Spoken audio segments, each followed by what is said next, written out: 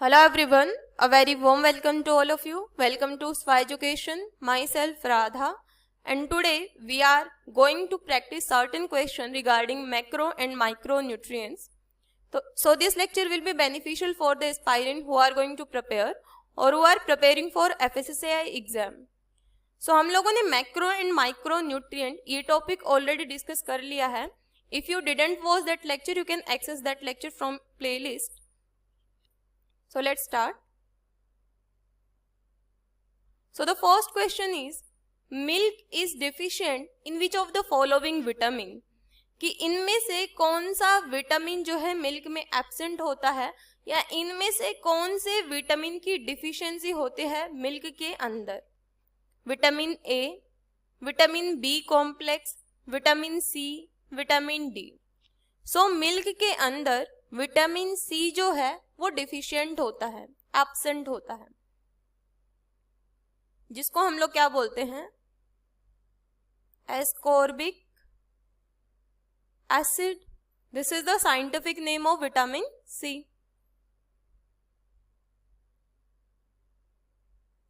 So milk is deficient in vitamin C, that is ascorbic acid. Milk is a good source of both fat soluble and water soluble vitamin.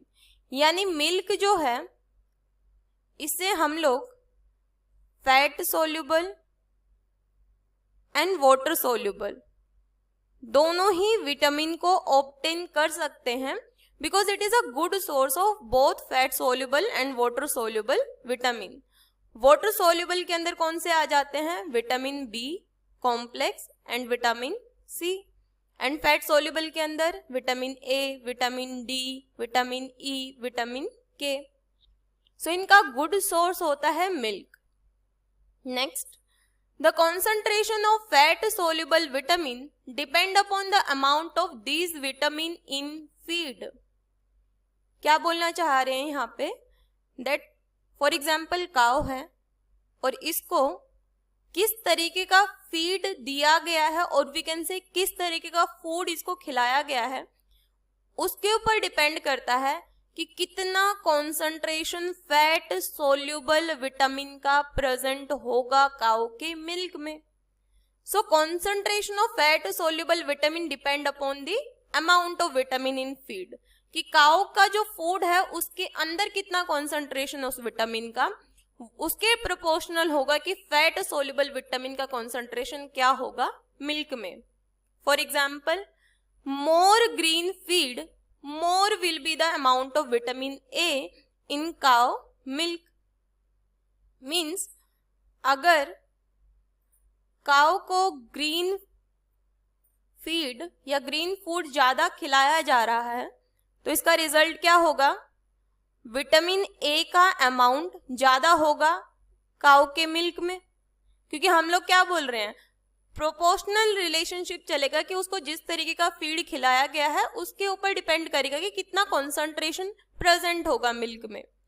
So vitamin A का concentration ज्यादा होगा और vitamin A का concentration ज्यादा होगा तो carotene का concentration भी ज्यादा होगा. क्योंकि कैरोटीन क्या होता है? प्रिकर्सर ऑफ विटामिन ए. जिसकी वजह से क्या होगा? कैरोटीन किसके लिए रिस्पॉन्सिबल है? येलो कलर के लिए. जिसकी वजह से येलो कलर देखने को मिलेगा काऊ के मिल्क का. क्लियर है? नेक्स्ट क्वेश्चन, नेक्स्ट लाइन लिखी हुई है, carotene is fat soluble and responsible for the yellow colour of milk. कि कैरोटीन जो है वही रिस्पॉन्सिबल होता है येलो कलर के लिए मिल्क का. Yellow colour cream, butter, ghee and other fat rich dairy product. Beside contributing to the color of cow milk, carotene act as an antioxidant and also as a precursor of vitamin A. यानी कि carotene yellow colour तो provide करवाता है milk को, along with that it also contribute as an antioxidant. यानी as a antioxidant भी act करता है और as a precursor of vitamin A भी ये एक्ट करता है. Next one, vitamin D is found in very little quantity and most of them are destroyed by processing. यानी विटामिन डी जो है वो बहुत कम क्वांटिटी में प्रेजेंट होता है मिल्क के अंदर और जब मिल्क की प्रोसेसिंग होती है वो क्या हो जाता है? डिस्ट्रॉय हो जाता है. इसलिए फोर्टिफाइड जो मिल्क होता है उसके अंदर विटामिन डी को ऐड किया जाता है। Next, milk is also rich in riboflavin that is vitamin B2 but may be destroyed from exposure to light and may give off a smell well combined with protein। यानी milk जो है वो vitamin B2 जिसका scientific name है riboflavin उसमें rich होता है, but अगर मिल्क लाइट के एक्सपोजर में आ गया, लाइट में एक्सपोज हो गया तो विटामिन B2 क्या हो जाएगा, डिस्ट्रॉय हो जाएगा and may give of a smell when combined with protein. और जब उस मिल्क को प्रोटीन के साथ अगर कंबाइन कर दिया गया, अ टाइप ऑफ ऑर्डर देखने को मिलेगा, टाइप ऑफ स्मेल देखने को मिलेगी। The concentration of niacin that is vitamin B3, vitamin K is relatively low and ascorbic acid is absent in milk. यानी मिल्क के अंदर विटामिन डी का कॉन्सेंट्रेशन, विटामिन B3 का कॉन्सेंट्रेशन, विटामिन B2 का concentration, vitamin K का concentration present होता है but कम अमाउंट में प्रेजेंट होता है। But ascorbic acid that is vitamin C absent in milk. So यही यहाँ पे बोला गया है क्वेश्चन में कि इनमें से कौन सा विटामिन जो है वो डिफिशिएंट होगा। सो विटामिन ए हम लोगों ने देख लिया कि प्रेजेंट होता है, और कैरोटीन जो है एज अ प्रिकर्सर काम करता है विटामिन ए का, और येलो कलर इसी की वजह से देखने को मिलता है मिल्क में। विटामिन बी कॉम्प्लेक्स में विटामिन B2, B3 के बारे में हम लोगों ने देख लिया कि ये लिटिल अमाउंट में प्रेजेंट होते हैं, और विटामिन डी जो है ये भी कम अमाउंट में प्रेजेंट होता है।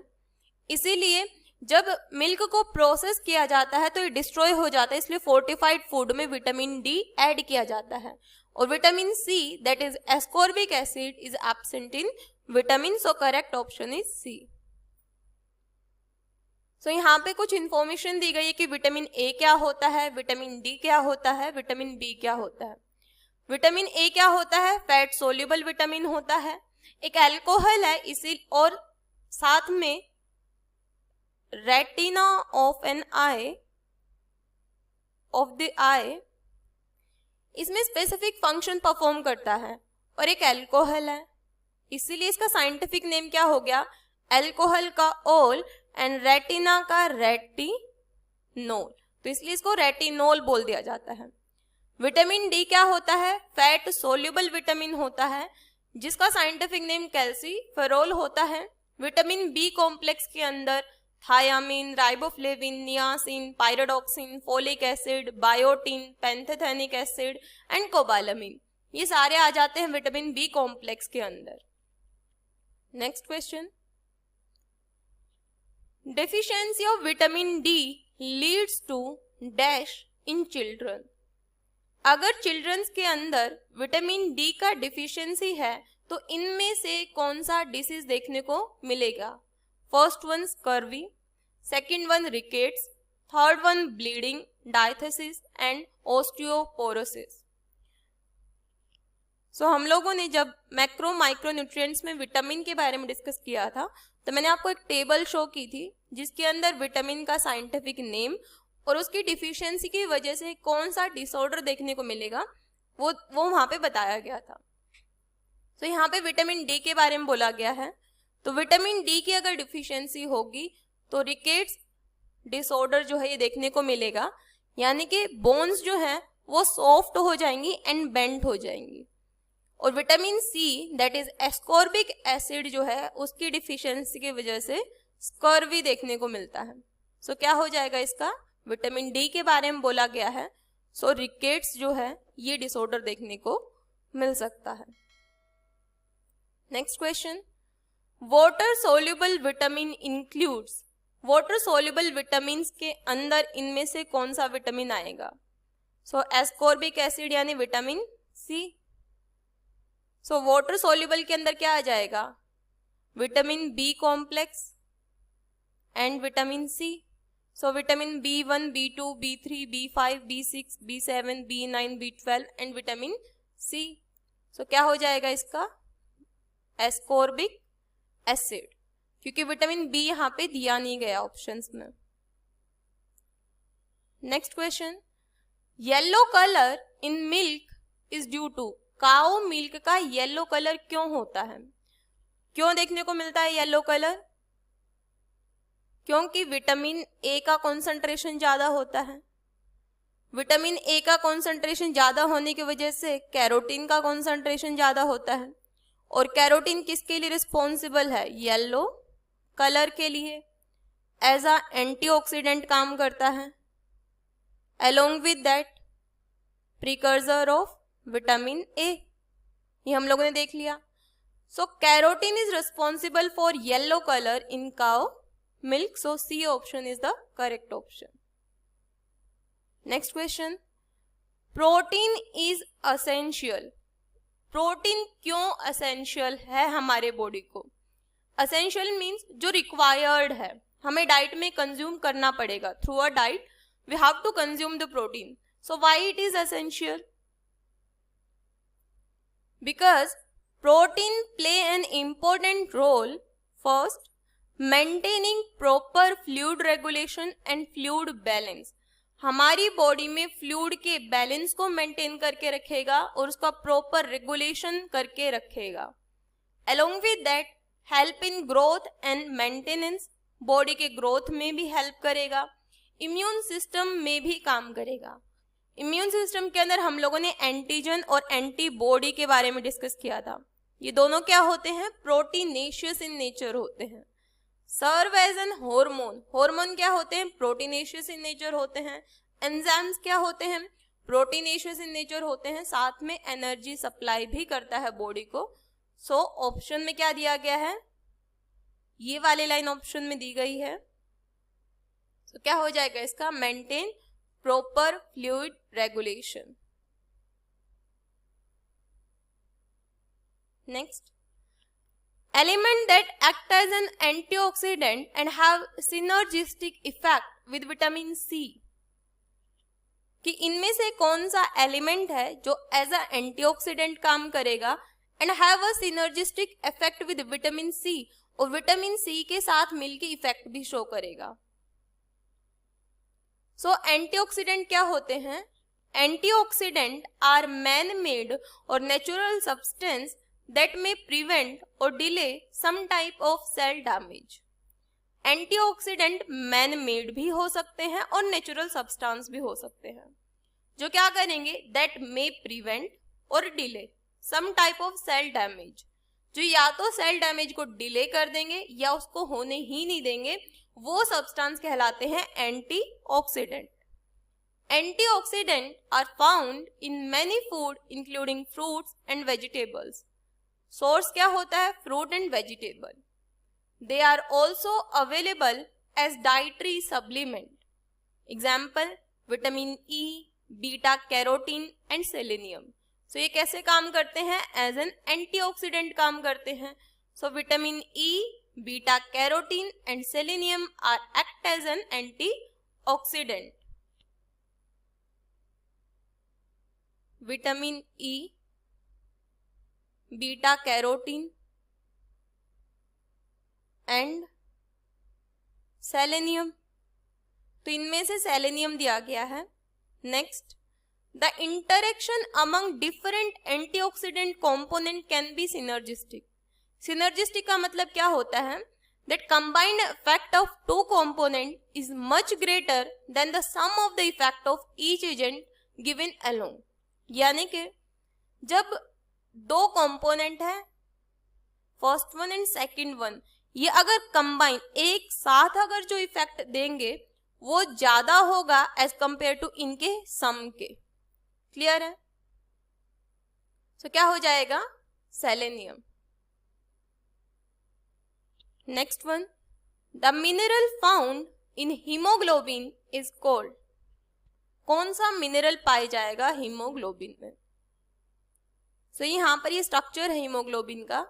हीमोग्लोबिन क्या होता है? ग्लोबुलर प्रोटीन होता है, क्वाटरनरी स्ट्रक्चर होता है इसका, with a non protein part called heme in which iron is present as Fe2+। सो यहाँ पर क्या होगा? ये यहाँ पर हीमोग्लोबिन का स्ट्रक्चर दिया गया है, जिसमें एक बीटा चेन दे रखी है, एक अल्फा चेन दे रखी है, और ये क्या है? ये Fe2 यानी कि आयरन और ये क्या है, haem.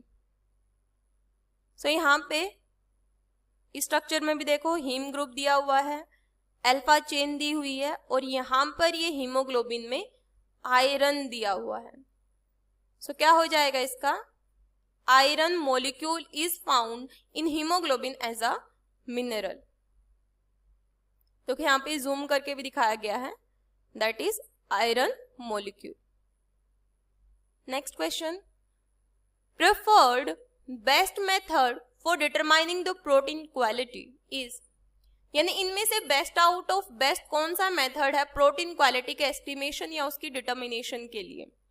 True protein digestibility, protein efficiency ratio, PDCAAS and amino acid score. तो पहले ऑप्शन में बोला गया है प्रोटीन डाइजेस्टिबिलिटी, डी ऑप्शन में बोला गया है अमाइनो एसिड स्कोर, और सी ऑप्शन में बोला गया है protein digestibility corrected amino acid score. So this is the best method for determination of protein quality. So C option is the correct option. Next question, essential nutrient that the body required for normal growth and metabolism apart from water, protein, carbohydrate and fat.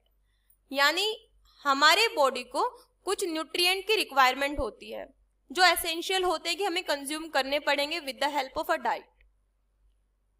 For example water हो गया, protein हो गया, carbohydrate हो गया, fat हो गया। सो इनके अलावा इन ऑप्शंस में से कौन सा न्यूट्रिएंट है जिसकी रिक्वायरमेंट होती है हमारे बॉडी को, एसेंशियल होता है जो हमारे बॉडी के लिए कि हमें कंज्यूम करना पड़ेगा वो for normal growth and metabolism of our body. First one is mineral, second one is vitamin, C option neither 1 or 2, and D both 1 and 2. So both mineral and vitamins are the essential nutrient that required by our body for normal growth and metabolism. So D option is the correct option. So thank you so much everyone. If you find this video beneficial for you, please don't forget to like, share and subscribe this channel for more such kind of videos. And if you have any query regarding this lecture, you can comment down below. Thank you so much everyone.